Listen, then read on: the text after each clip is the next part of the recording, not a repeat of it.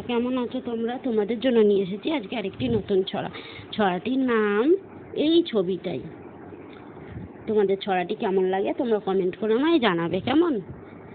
ঘর পালানো একটা বালক, মাথায় গোঁজা পাখির পালক, ডান হাতে তার গুলতি লাটাই, বাঁ হাতে শিক চাকা।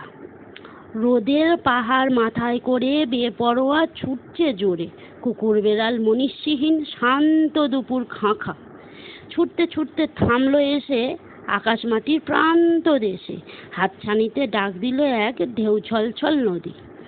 নদীর বুকে বাঁশের সাঁকো, তোমরা যারা ছবি আঁকতে পারো এইটাই ছবিটাই, ইচ্ছেটা হয় যদি।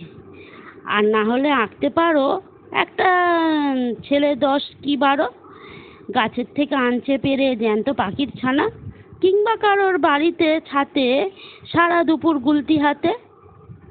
খুঁজছে টিয়ে ময়না ঘুঘু, করছে না কেউ মানা। এই ছবিটাই সবচেয়ে দামি, হন্য হয়ে খুঁজেছি আমি। সব ছেলেরাই কিশোর বয়স এতেই আছে তোলা।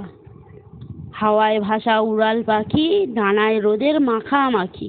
দামাল মনের জানলাগুলো হাট করে থাক খোলা।